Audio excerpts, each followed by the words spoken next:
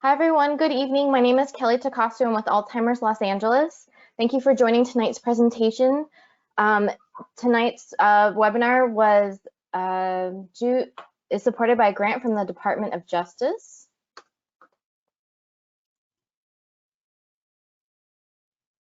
All participants are on mute. If you have a question, please type it in the chat box on the control panel on your right. If you're on an iPad or a tablet or on your phone, this may be a question mark sign.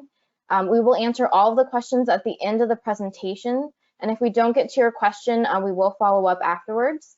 This webcast is being recorded and a link will be sent to you later. If you have technical problems, please either email us at support@alzla.org or type your question in the chat box. And now I'd like to hand it over to tonight's moderator, Kirk Moody, who is a member of Alzheimer's Los Angeles' board. Kirk? Thank you, Kelly. So as Kelly mentioned, I'm a member of the Alzheimer's Los Angeles board, but also I have some personal experience where I know how critically important what we're going to be talking about tonight is. 4 years ago, my wife Nancy Policus and I were at the Los Angeles County Museum of Art, and we were about to leave, and we made one more restroom stop, and unfortunately Nancy finished before I did, and wandered and left. We looked all over the museum for her, and then we called the police, and then we got a lot of people searching for her, and we searched and searched, but just like that, she was gone. And literally over hundreds of people, volunteers, family, friends, kept looking for Nancy and kept looking for Nancy and kept looking for Nancy until tragically 2 years later, her remains were found. So I beg you, I encourage you to please listen to what the experts say tonight, and please carefully plan how you can help keep your loved ones safe. Now I'd like to introduce a video welcoming message from Los Angeles County Supervisor Janice Hahn.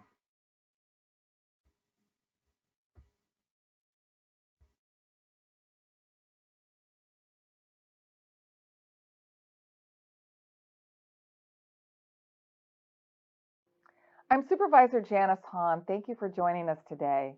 After I heard Nancy's story and met with Kirk, I knew LA County had to do a better job. People caring for someone living with a cognitive impairment should be able to rely on our county when their loved one has wandered. That's why we created LA Found, which uses trackable technology to find people who wander. If the person you're caring for doesn't have an LA Found bracelet, you will learn more about how you can get one.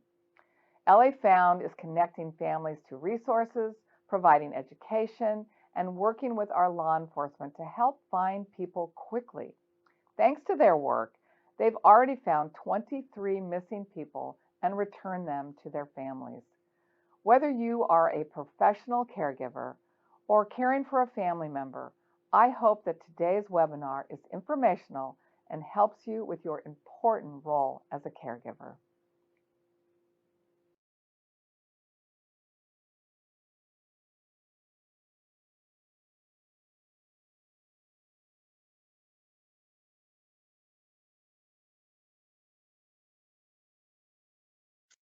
Thank you.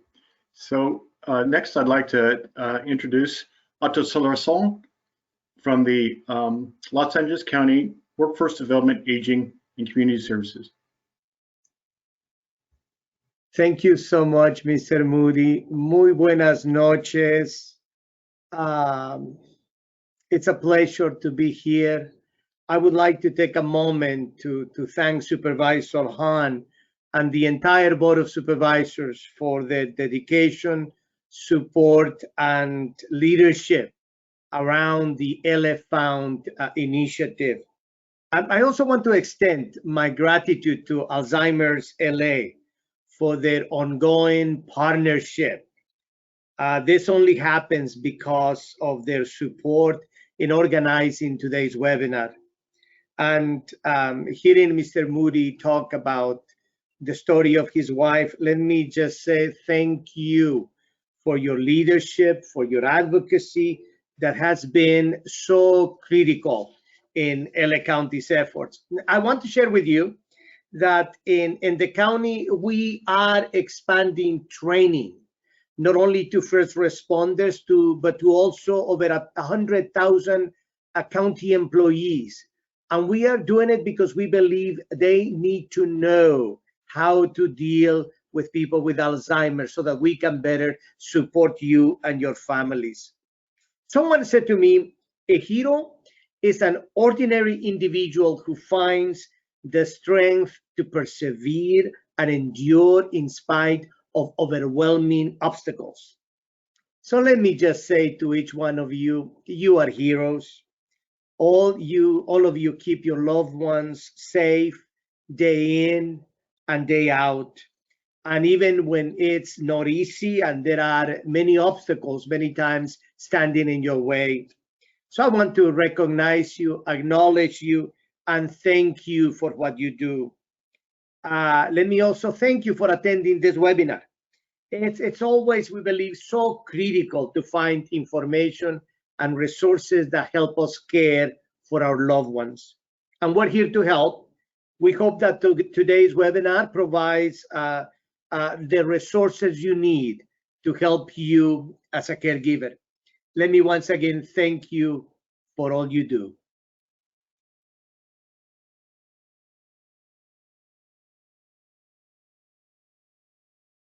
Thank you, Otto. So next, we're going to hear from Angie Ye. So she's with Alzheimer's Los Angeles, and she has lots of tips on how to keep your loved one safe. Angie? Thank you so much, Kirk, and good evening, everyone. Thank you for joining this Making at Home Safe presentation. Whether you are an active care partner or someone who's here just hoping to learn more information about home safety for a person living with Alzheimer's or another type of dementia, the information presented and strategies discussed tonight can help lower the risk of potentially dangerous situations. Next slide, please.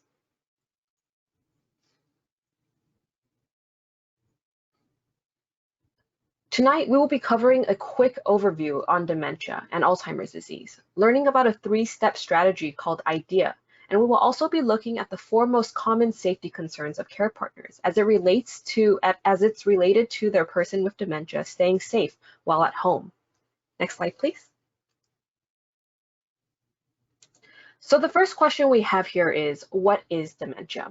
Simply put, dementia is not a specific disease itself, but rather it's an umbrella term used for a group of symptoms, including impaired thinking and memory, to the point of seriously interfering with daily life. There are over 100 different types of or causes of dementia. I often hear people saying that their family member had dementia, and now that it's gotten worse, it's become Alzheimer's. So this actually isn't a very true statement. If a person has Alzheimer's disease, then that means they have dementia. But if someone tells you that they have dementia, it doesn't always mean that it's Alzheimer's or that Alzheimer's is the disease causing the dementia. So there's a lot of other different causes of or types of dementia, including vascular dementia, mixed dementia, Lewy body dementia, Parkinson's dementia, which is what my grandfather had, Huntington's dementia, and frontal temporal dementia. The main reason we hear Alzheimer's and dementia often used together, it's because Alzheimer's accounts for 60 to 80% of all dementia cases. So let's learn a little bit more about the progression of Alzheimer's in the following video.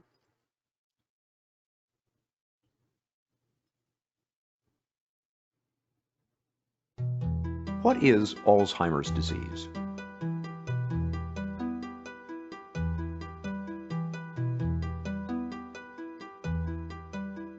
Alzheimer's is a slow, fatal disease of the brain affecting 1 in 10 people over the age of 65.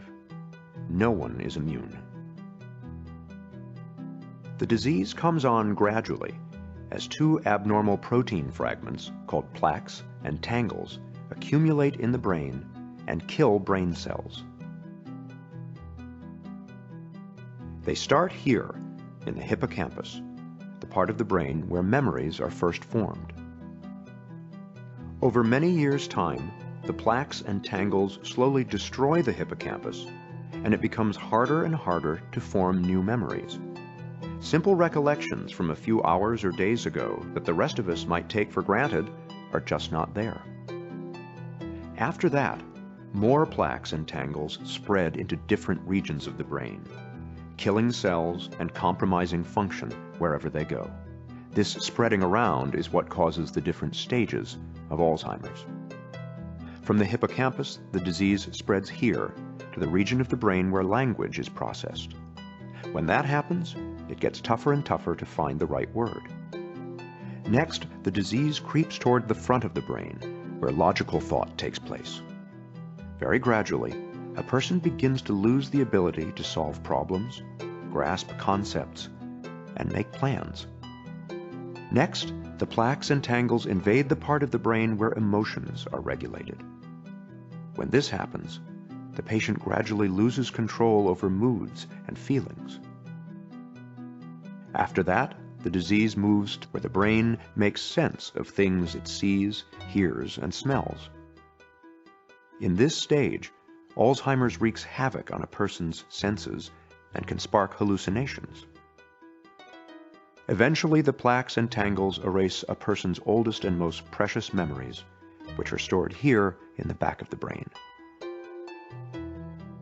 Near the end, the disease compromises a person's balance and coordination, and in the very last stage, it destroys the part of the brain that regulates breathing and the heart. The progression from mild forgetting to death is slow and steady, and takes place over an average of 8 to 10 years. It is relentless and, for now, incurable. Helping your family, friends, and neighbors to better understand Alzheimer's will reduce stigma, improve care, and even help the fight for a cure. Thanks for helping to do your part. Learn more at www.aboutalz.org.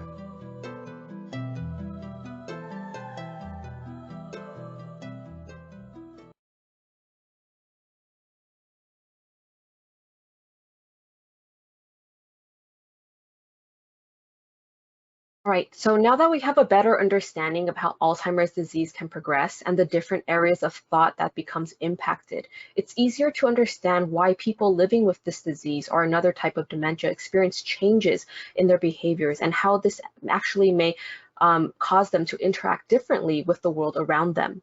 It's also important to remember that everyone's experience and journey living with dementia is different. So now we're going to go ahead and talk a little bit about how Alzheimer's affects the way a person's brain functions. And we're going to, now that we know, we're going to learn how to keep everyone at home safer using a few strategies. The first strategy is to potentially change the behavior of the person living with dementia. So this could mean stepping back, figuring out, and addressing the cause of the behavior. It's important to remember that being successful at changing the behavior may not necessarily be stopping a certain behavior completely, but maybe it just means that you're keeping it from occurring, often. So the second strategy, especially when a potentially dangerous behavior can't be addressed on its own, is to change the environment. This means to physically change the space of your person living with dementia. The last strategy is to change your thinking. Remember that because of the disease, the person living with dementia will have progressively less control over their behavior, and sometimes the best solution is to change your expectations. Of course, know that the disease is unique for each person, and that everyone who has Alzheimer's will experience the disease differently. And so one thing that might work for one person may not work for another. So as a care partner, you might have to constantly keep up changing the strategies that you use as the disease progresses. So the IDEA strategy that I'll be talking about can help with that. Next slide, please. So with the IDEA strategy, it's actually an acronym made out of the first two letters of identify, the first letter of explore, and the first letter of adapt, or sometimes we have to look at it as accept. So these three steps will help us change or manage a behavior. Next slide, please. So the first step of idea is to identify where we attempt to identify the behavior or challenge that we're having. So we want to name and describe the behavior, look at where the behavior is happening, how often, and for how long at a time. We want to think about what is happening before the behavior started and what time of day we usually see this behavior occurring. It is a good idea to keep a log and track the behaviors as they happen. This may be helpful in figuring out why the behaviors are happening, and you can take the log with you when you're discussing potential causes of behavior changes with a medical professional. All behaviors have meanings behind them, and changes in behavior are typically a way for the person living with dementia to continue communicating their feelings, needs, and wants to others around them. Next slide, please. So the next step that we're going to look at is explore. As you are exploring potential causes of the behavior, you want to learn more about it by understanding the meaning of the behavior by looking for potential causes. These causes can be triggers that are influenced by changes in the person's health, changes in the person's environment, maybe when an activity is too difficult or not engaging enough, and it's a way for the person living with dementia to communicate or express themselves. So we want to put on our detective hats to figure out the reason behind behaviors for the person living with dementia from the person living with dementia's point of view. Is the person taking new medication? Are they feeling sick? Is the environment too noisy, too hot, too dark? Is the activity too complicated or not set up correctly? Is the person living with dementia bored or having trouble processing and responding to conversations around them? Please remember that behaviors are usually a way to express an emotional or physical need, signaling a health problem or indicating changes with performance in a task. Sudden dramatic changes in behavior may be due to an additional illness or a change in health condition, so it's important to notify a healthcare professional right away. Next slide, please. So the third step is adapt, or like I mentioned before, sometimes it's about acceptance. Once you have thought about all the different possibilities that could be causing a behavior and you've investigated the meaning behind it, it is time to adjust the behavior. Remember, adapting can mean different things and there really is no right or wrong answer. You can make necessary changes by taking control and changing the environment. So the physical space of the room is something that the person living with dementia is in, and that's something you can adjust and take control of. You can also distract or redirect them by offering the person something to eat, playing music that they like, putting on a favorite movie, or by asking them to help you with a simple activity. Guiding the person with dementia out of the room and into a new, calmer environment may actually help address challenging behaviors. You can also address the cause of their behaviors directly. If the task they are engaged in is too difficult, then provide them with meaningful activities that are simple and within their abilities. If the cause of the behavior is overstimulation, then work to keep the room or home as calm and quiet as possible. Address emotional needs and adjust your tone as appropriate while speaking to them. People with dementia are still people with real emotions and need comfort, patience, and understanding whenever they feel confused, scared, or maybe they're experiencing a loss of control over their surroundings. Remember that ultimately we are the ones that have the power to change, not the person who is living with dementia. Sometimes this means changing our attitudes or the way we respond to a behavior. If the behavior isn't dangerous or isn't hurting anyone, then sometimes it's a little bit easier for us to accept it. Next slide, please. So now that we understand a little more about Alzheimer's, dementia, we've learned about the IDEA strategy, we're going to be talking about 4 of the most common safety concerns for care partners. These are accidents, falls, medications, and getting lost. Next slide, please. So why are accidents a risk factor? Well, people living with dementia may have trouble identifying dangerous subjects or situations around the house. The person living with dementia should continue to participate in everyday activities and routines on their own for as long as it is safe to. However, if they are experiencing challenges with operating kitchen appliances, such as microwave, blenders, or stoves safely, then it is best to have someone provide aid to them. Unsafe behaviors may include placing a microwavable container on a stove to cook with, or leaving the stove on without anyone in the kitchen. Please remember that there may be a point in the person's journey with dementia that even household safety products may no longer be sufficient in keeping the individual safe. Make sure to evaluate and adapt hobbies to reduce potential dangers, such as when they're cooking with a sharp knife or other utensils, so that the person living with dementia may continue to enjoy meaningful and cherished hobbies safely. Next slide, please. Accidents at home also have the potentials to be lethal.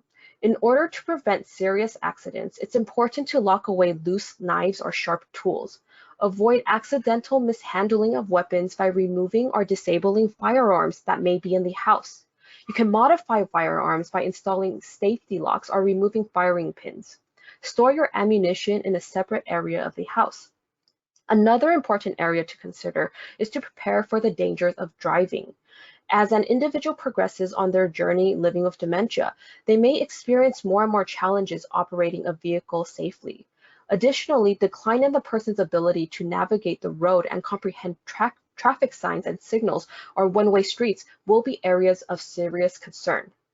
The individual may no longer be able to gauge how far pedestrians and other cars around them are relative to their own car with confidence.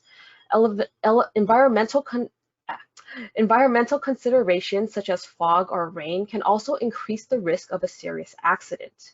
We often hear many stories of family members who do not realize how dangerous driving can be until a crisis event actually occurs. So having continued conversations about and planning for driving cessation can help save lives. Next slide, please.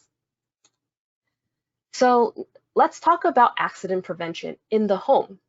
So in your kitchen, you can install anti-scalding devices on faucets, label hot water valves in red clearly, and lower the overall temperature of your water heater. Install an automatic stove turn-off device and remove the knobs while not in use. Make sure you have a working smoke detector and a fire extinguisher close by. Cover electrical outlets and unplug appliances that are no longer safe to have on the counter. When the person living with dementia is eating, make sure to use plastic utensils and cups instead of glass or ceramic. Check foods in your refrigerator often and throw away any that have gone bad. Clean up any spills right away.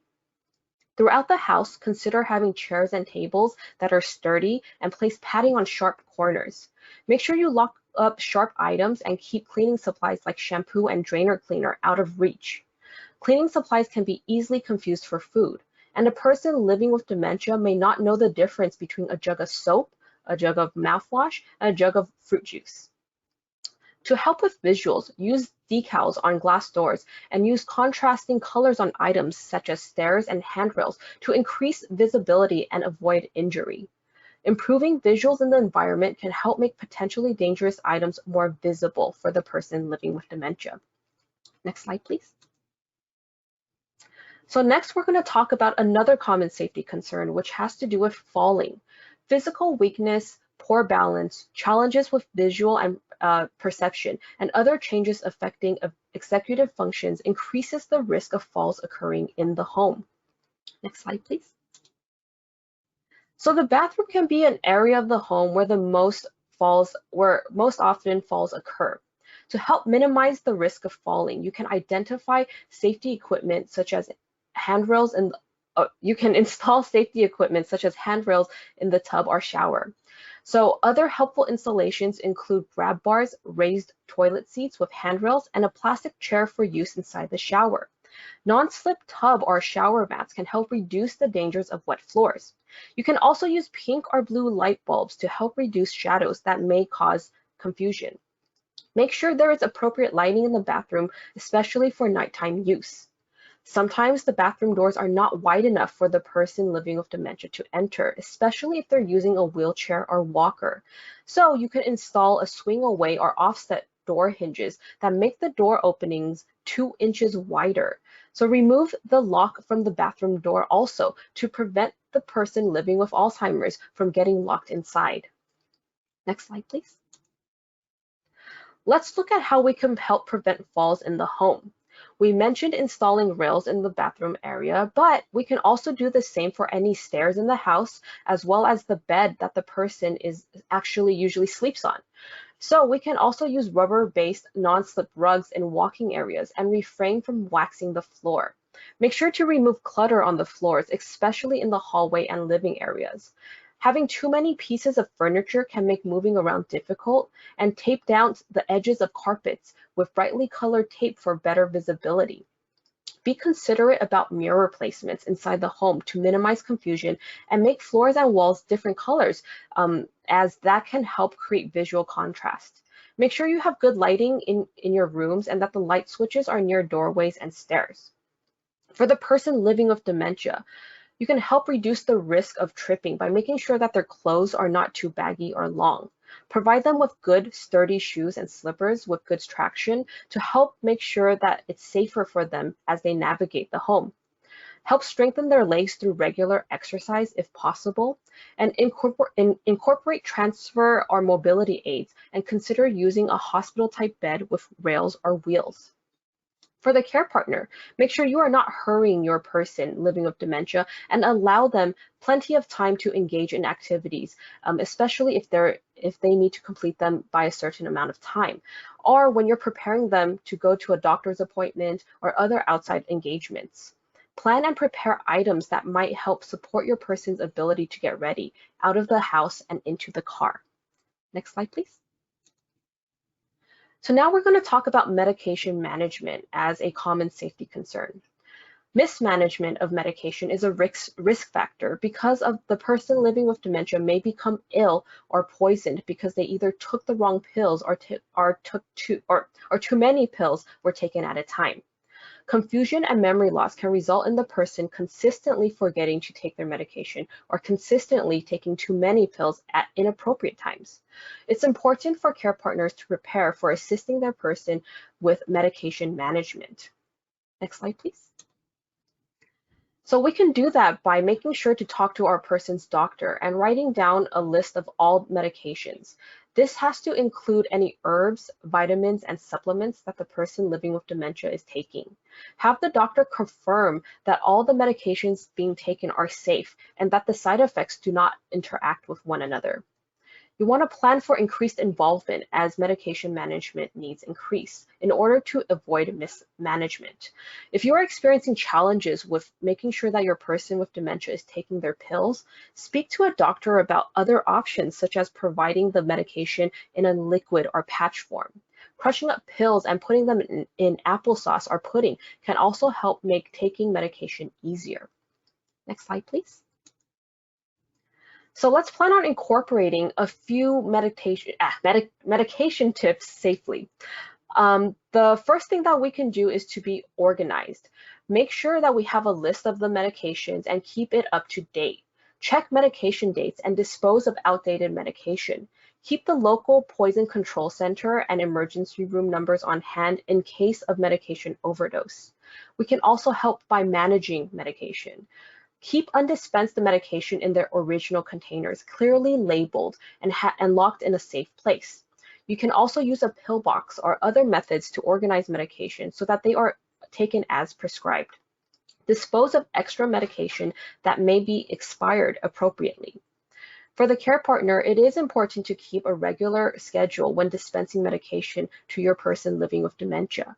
Make sure to provide instructions at eye level, using simple words and giving clear instructions through short sentences. Allow for plenty of time for them to take their medication. Next slide, please. The next thing we're going to talk about is a very common and very serious challenge for care partners of people living with dementia, especially when they wander away from their homes and get lost. People with dementia may become confused because they are in a new location or unable to recognize the people around them. They could become afraid and try to leave the space they are in, even if it's a room in their own home. This is because they are unable to recognize their current surroundings and remember their childhood home as a safe place that they might want to return to. People living with dementia may also wander when they are feeling bored or if they remember they have a big business meeting to attend, even after being retired for many years. It's important to know that wandering can happen at any time of the day and in any moment. Making modifications to your home can help reduce the risk of your family member or loved one getting lost and getting hurt. Having a plan ready can also increase the chances of making sure that your person living with dementia returns home safely. Next slide, please. So let's talk about what we can do to make sure that our person living with dementia is safe at home. Let's go ahead and make sure that we have a list of their medications, allergies, doctor's names, and other important numbers on hand. Make sure that we have copies of your legal paperwork and insurance information ready also in the event of an emergency. Most importantly, keep a recent photo of your person living with dementia available to share widely. Looking at identification and tracking tools, there's Medic Alert, ID bracelets, California state IDs, cell phone tracking apps, and GPS wristbands. They are just a few tools that can help others identify your person should they get lost. Sewing their name and your phone number on clothing can also be useful. In addition to the identification tools just mentioned, you will learn more about LA Found tracking bracelets and how the program can play a large role in making sure that your family member or loved one returns home safely in the next presentation. Home modifications allow for the changing of the environment. You can install alarms on the door. Some might even be able to provide a pre-recorded message from a family member reminding the person to stay home. Or you can place bells on the door or have recording devices with motion detection to alert you whenever a door is opened or if your person living with dementia leaves a room. You can also install bed pads and rugs that have pressure sensors that alarm you if the person tries to get out of bed in the middle of the night. Placing a curtain over the door helps to hide it and remove any triggers that may cause the person living with dementia to want to leave the house. You can also place a towel over the doorknob to hide it or paint the door and the knob the same color. Install an additional lock high up or low on the wall to secure the door. Cover windows as the person may be distracted by what is happening outside and they may want to leave as a result. Secure the outside by installing gates if possible. Hide shoes, keys, purses, and hats as they may also trigger or be an indication for the person living with dementia that it's time to go out. You want to monitor the television as well, making sure to keep an eye on what the person living with dementia is watching on television. The television can be too loud, or they may think that the characters on the TV screen are actually in the room with them, and that actually causes them to become scared. So remember, this is about safety reduction, not about keeping your person with dementia locked in a room at home.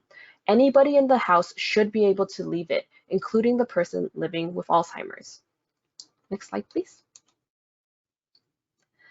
So all of our services at Alzheimer's Los Angeles are 100% no cost. We invite you to call our helpline if you have any questions and you would like them answered. We would also like to connect you with our dedicated social workers for care planning services. Join our support groups to meet and speak with others who are going through similar journeys. We would like to help you receive education and training through our many workshops, such as the Savvy Express, which is a 3-week workshop series that has been instrumental in helping numerous care partners build a solid foundation of understanding for their own self-care and implementing person-centered care in the care that they are providing. You can also help make someone's journey with dementia less isolating by sharing information of our services and volunteering with us. So let's face it together. Next slide, please. Information will be emailed out. Information will be emailed out if you or someone you know would like to learn more about the free Savvy Express program. You will be receiving all the contact information shown on this slide as well at the conclusion of this event. So please connect with us. Now we will have a quick poll question that you can locate on your screen.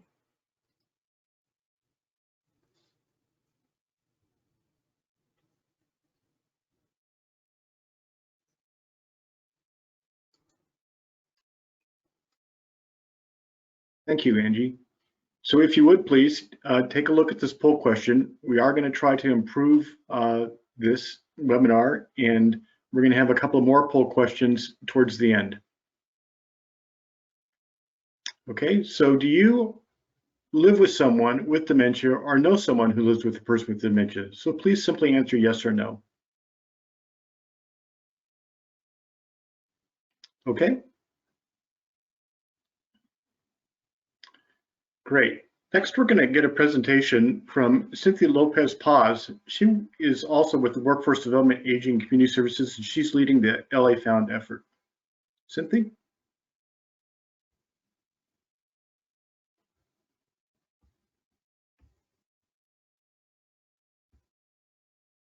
Oh, Cynthia, you're muted.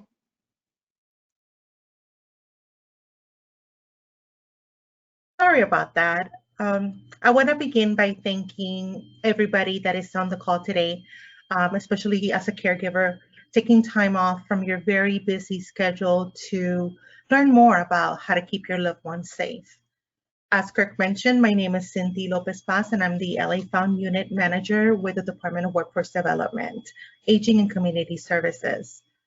I am excited to share with you the LA Found program and what the county is doing to keep individuals with Alzheimer's and dementia safe. I want to begin by sharing a short video on how LA Found, and specifically the Project Lifesaver program, is making a difference in people's lives. Next slide.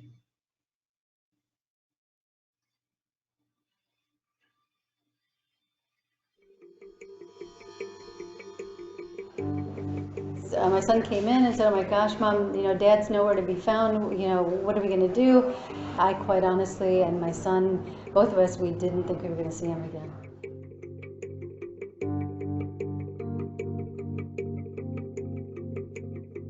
And I remember my heart just sinking. I have no idea of where he went. I have no idea of trying to figure out where he is. Then all of a sudden my mind switched and I thought, okay, he's got the device on. I know what to do. We went over it. They're very thorough about training people with the program. LA Found is celebrating its 1-year anniversary, and I think the program is already so successful.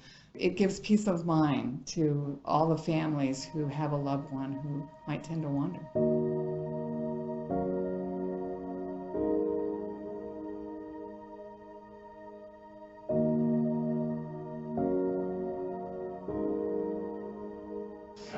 That night when he disappeared, I felt like I had slacked off and that he was going to pay the price of me slacking off.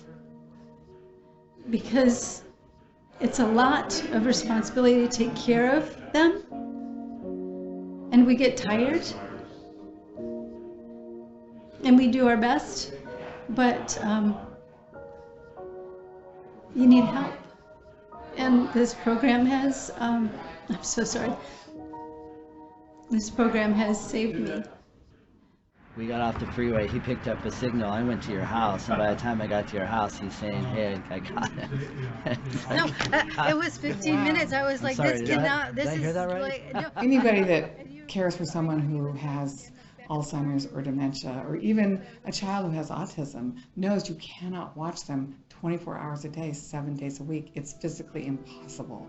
So this gives them the peace of mind that if they happen to turn their back or take a nap, that we'll be able to respond and return their loved one to them as quickly as possible.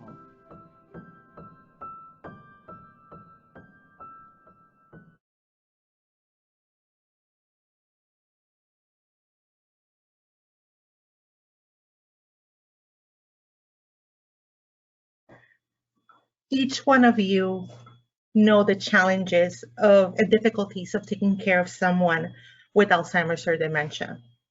The constant worry of not knowing whether your loved one may wander or get lost. Also, not being able to tell anybody where they are or who they are at that moment. That's why I think LA Found is such a critical piece. It goes without saying that if your loved one has not wandered yet, It's not a matter of it happening, it's a matter of when it happens.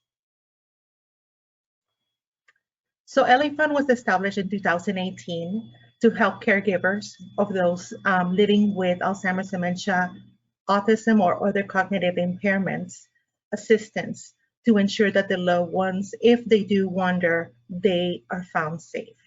The initiative focuses on 3 key areas: enhance emergency coordination, prevention, education and training, and providing technology solutions to ensure that individuals that do wander have a greater chance of being found. The message is very simple. If your loved one goes missing and you're taking care of that person, just know that LA Found is here to help, as well as the county. Next slide. So I'm here to talk a little bit more about the Project Lifesaver program. The Project Lifesaver program, it provides a free tracking device for individuals who suffer from Alzheimer's, dementia, autism, or any other type of cognitive impairment.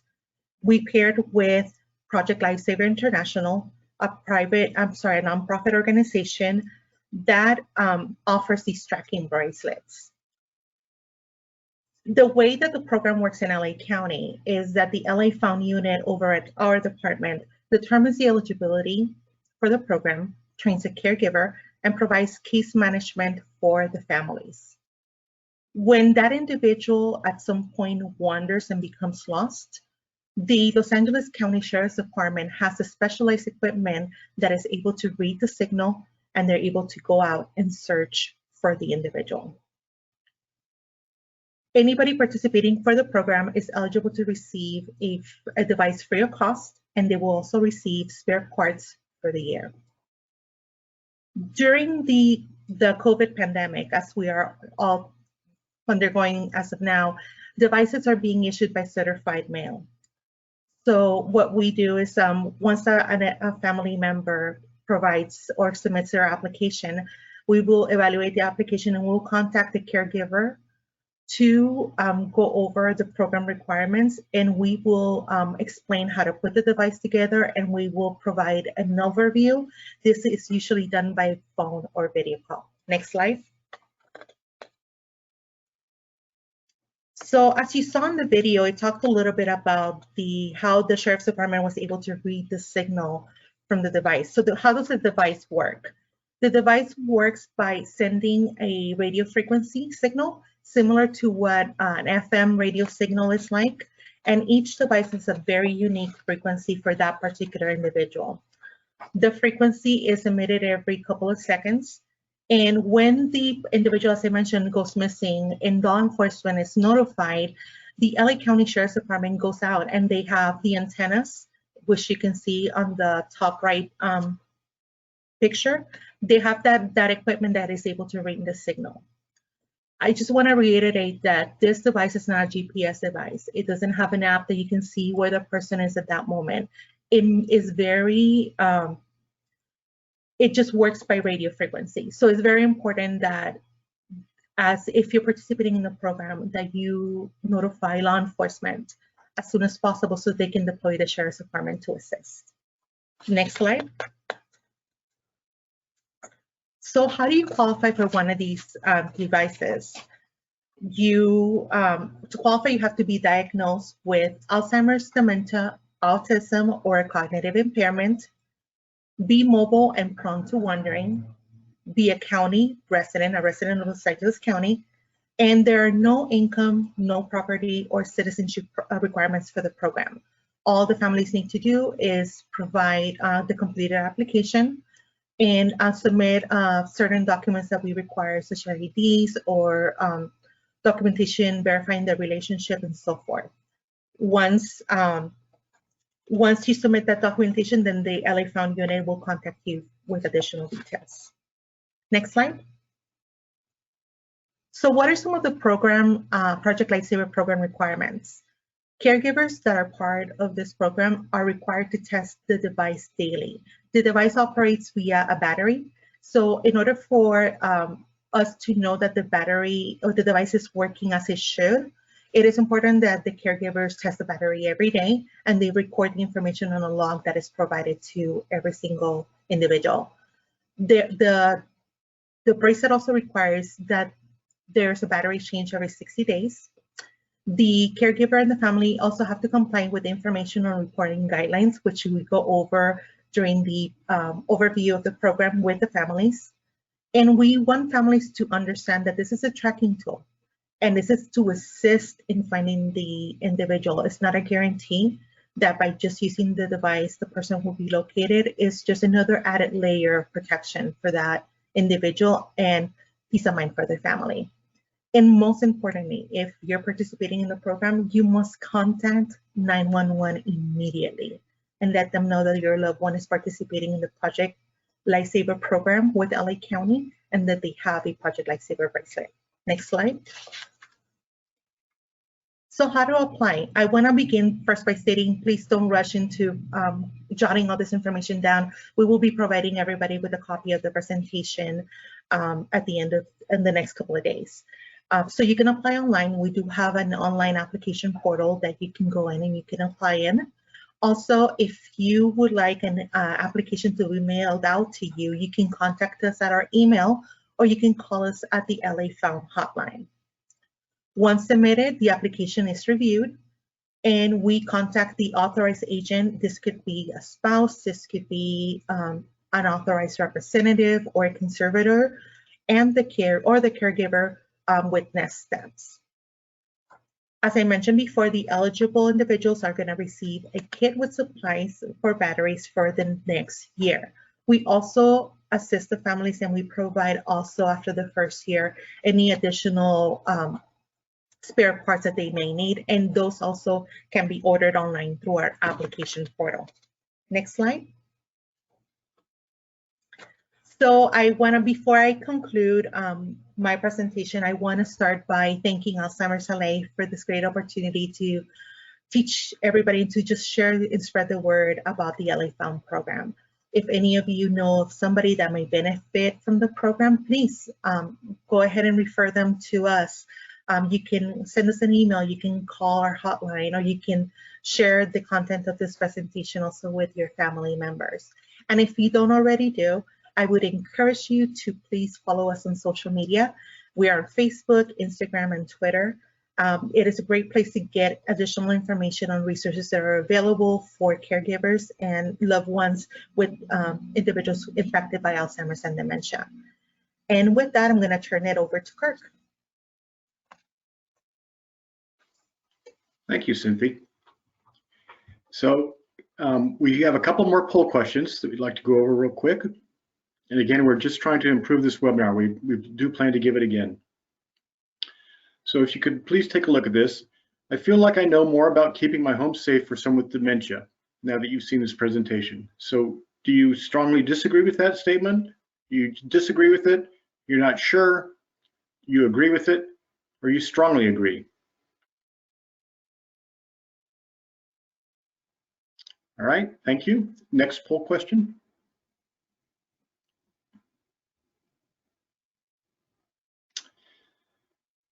So how much do you agree with this statement? I feel that I know more about how to identify and address safety concerns for a person with dementia living at home.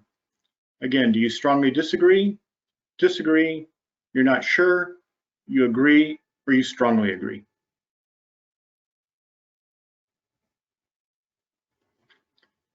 Okay, great. And we got several questions that we'd like to go over. Again, I want to emphasize, if you ask a question we don't get to it tonight, you will be answered via email. And I also want to mention again that the materials that you're seeing will be sent out to you again. So for example, contact numbers and things like that. And if you have more questions or want clarity, you're welcome to call the Alzheimer's Los Angeles helpline, or you can call the LA Found helpline if you want more information about Project Lifesaver and LA Found. Okay, so with the first question, we have, do we have a recommendation for a baby monitor or camera to monitor my husband in his bedroom? So Kirk, this is Angie. I can answer that. That's a very good question. Some things that I've heard that work well actually is the Ring camera. That usually is for the outside of the house, but it seems that some care partners have repurposed it to be in the home for home use, and that way it's easy to keep an eye on things. You can check in, you can listen, there's two-way talking, and it also can detect motion, as opposed to traditional monitors that maybe won't detect it as well. That's something that I have heard been fairly useful or helpful in the in just keeping an eye on the family member living with dementia. Okay, great. So a Ring, that's how clever. Okay, next question is, what services does the city offer families who need to work out of the home but also need care for a loved one who is at home with Alzheimer's?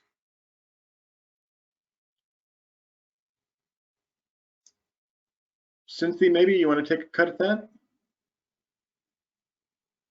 Yes, hello. So there are programs that are available for families, such as the in-home supported services program, for which families, the individual must be medical eligible.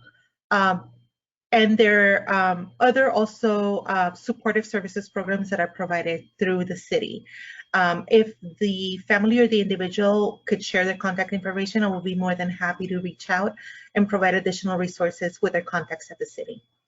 Thank you, Cynthia. Okay, we have a question. Is the video explaining dementia available on a website? They'd like to share it with family members. Angie? Yes, so it is actually available on YouTube. I think we can go ahead and get that link out for everyone, no problem. Great. Okay, and I think this is also for you, Angie. How often do patients have sundowning syndrome? So, like I mentioned before, it's not really everyone experiences living with dementia differently. And so I would say that it is very often or very common, usually when it comes to changes in especially when it comes to kind of daylight savings, whenever there's changes in, when we move forward an hour or move backwards an hour. Usually when it gets dark, that is when people usually start exhibiting a lot of behaviors, which we refer to as sundowning. They will kind of go into a ritual or tradition of locking doors. Maybe they will close blinds, anything to kind of feel more safe and secure. And that goes back to what I was talking about before, about just needing to feel a little bit more sense of control over their environment. So something that can be helpful when a person is experiencing sundowning and maybe trying to look for a quote unquote safer place than where they are currently is to adjust for lighting. So making sure that the lights are all turned on. That can be something that is helpful so that it's not such a drastic change in from light to dark. Another thing is to plan activities around when they are feeling more confused, something that you can maybe do an activity where you are looking at old photographs, something that helps, that's very meaningful for the person. And you can also incorporate music. Just providing them a safe space can usually help with sundowning, especially when they are feeling, again, like I mentioned, with the additional confusion, just helping them to stay oriented in the reality, or just join them in their reality and help them stay oriented. Great. And don't go away. This is a hard question. What impact has the COVID lockdown had on people with dementia? It seems to accelerate my father's dementia. So absolutely, we recognize that people living with dementia will not necessarily be able to join a Zoom call as easily as maybe you or I can. But it is still very possible to help engage the person living with dementia through different forms of art activities, music. I recall just being able to allow them. We have programs at Alzheimer's Los Angeles that is designed specifically for people living with dementia, and we were able to pivot them to an online platform. And so it isn't the same completely, but we have seen a lot of participants still engaging very happily with meaning in these video calls. And sometimes it's a good time for the care partner to take a little breather where they can just enjoy each other's time as, maybe a son and his mother, as opposed to 24/7 being in that care partner space or mentality. And I would say that the impact is definitely very high. A lot of times, concerns that I hear often is just making sure that their person living with dementia remembers to wear a mask, making sure that they're washing their hands. So we do actually have tip sheets on that on our website that I'm sure we can also get available. That's also available to send out if that's something. And really just looking for activities to do at home safely. Really figuring out what it is that's meaningful for them. Maybe if they can't go out and garden anymore, then maybe bringing some outside potted plants, or just doing little activities in home, and being able to utilize things like YouTube and doing the activity along with the person living with dementia, that will provide a higher success rate for them to enjoy the activity. Okay. How does dementia affect sleep? My father used to sleep through the night, but now wakes often like a newborn baby would. So we do want to recognize that the person living with dementia, and I hear this often, it's that, it is very similar to almost as though we're taking care of a child, but we do want to try our best not to put ourselves in that mindset, because it can affect how we treat the person living with dementia. And so I would say that we want to try to really focus on the routines that your father is currently that are keeping routines in your dad's day. That way, maybe if he is sleeping too much in the morning, then that can have an effect on how much he is waking up. But in general, yes, dementia does have an effect on the brain's ability to regulate sleep as well. So that's where you're seeing a lot of people where their person living with dementia used to sleep throughout the night, and now they're having trouble sleeping even an hour or two, and then they're waking up at different times of the day. So one thing that can be very helpful is really just monitoring activity. If you're noticing that your dad is just not doing much during the day, maybe incorporating more activity, physical exercise if that's possible, just to get him, his brain and his body stimulated, and that can actually help with better sleep. I would also say speaking to a doctor might help. Sometimes people living with dementia might experience depression, so always have a very good line of communication with your doctor. If you're noticing that maybe within this month that your dad is starting to sleep not have the best sleep, then like I mentioned before in the presentation, write that down, jot that down, and that way you're able to present it to the doctor, and just to see what else could be causing disturbances in his sleep. Thanks. I guess it's also important to point out that a lot of these questions also come up in the Alzheimer's support groups. And if you join one of the support groups, you can probably get a lot more discussion around a lot of these topics. But Angie's she's swatting them out of the park so far. Okay, what can we do if the person refuses to use or follow the safety recommendations? Oh, in terms of, well, I guess I would have to have the question be a little bit more specific, but I can go ahead and answer based off of what what I believe they are asking. And it really just goes back to having patience. I use the term care partner a lot because I'm emphasizing this partnership between the person providing the care and the person receiving the care. So sometimes when we try to modify the house, maybe we're trying to modify their behavior, we can use different strategies like therapeutic fibs. So one thing that I can imagine is if a person living with dementia really is just very focused on not on driving, and that's something that that's part of their identity, then it really is going to be very disorienting to suddenly say you can't drive anymore. So using the therapeutic fib strategy, we can kind of come up with an idea of helping that transition be a little bit smoother. So we can tell this individual that instead of saying you can't drive anymore, we can say, oh, it looks like your grandson really needs a car. You know, he's graduating. Wouldn't it be nice to give him your car, and then we can see about getting a new car?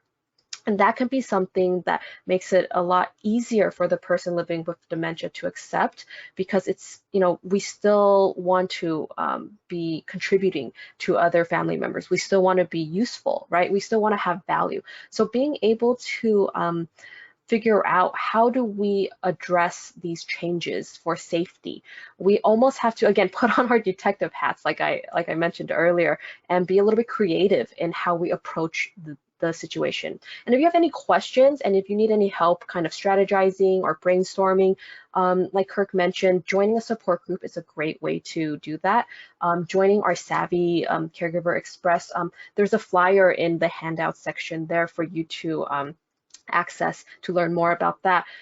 Taking a class on that, you can learn more information, and even calling our helpline, speaking to our social workers, it always helps to talk and discuss your specific situation. And that way the recommendations are geared towards your specific, for your specific person.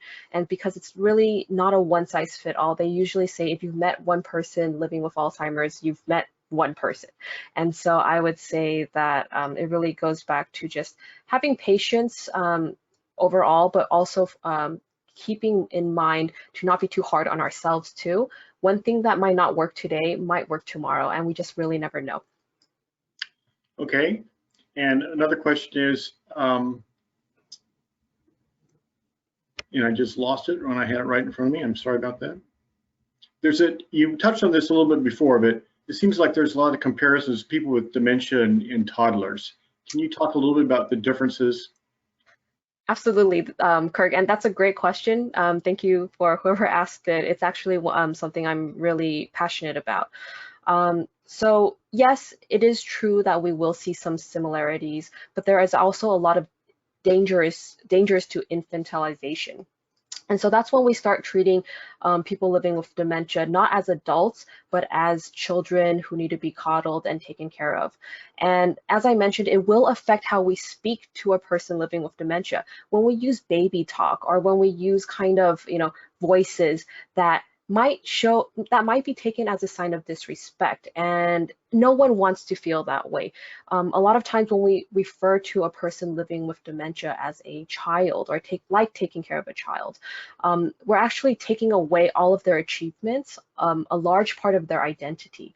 And just because, and the term I use every time I refer to a person with dementia, I always want to emphasize that they are living with dementia. So it does not, the disease should not take away who they are. If anything, we have to change our minds about people whose minds have changed. And that's actually a quote that I really, really love. So ultimately, another thing that can be dangerous for the care partner is that when we take care of children, it's kind of an upward slope. We do see children growing up and they become more independent, so on and so forth. And when we're treating a person living with dementia as a child, there's almost kind of an underlying expectation of them becoming better. But we have to understand that people living with dementia, it is a progressive, or living with Alzheimer's that causes their dementia. Alzheimer's is a progressive disease. And so it can also become very difficult to see a person progress on this journey with dementia if we're not in the right mindset. So a lot of times, this is something that I would be more than happy to talk about offline more, and it really just goes back to really helping to maintain the dignity of people living with dementia. We want to still continue to refer to them as, you know, Dr. So-and-so. We want to continue to remember that they are a mother, they might be a grandmother, they might be a father, or so on and so forth. They are a husband, they're wives, you know. So it really just continue to make sure that we hold on to their personhood. Great. You know, we have a lot of excellent questions still, but we are out of time. And again, I want to emphasize that all the questions will be answered through email. I think you have probably learned quite a bit from these presentations. I'd really like to thank our panelists and their experts for their great presentations. So I have a real quick one that somebody asked if the presentation is going to be given in Spanish, and yes, we do have plans to do that, both Spanish and Mandarin at this point. So with that, I'd like to wish you all a good night.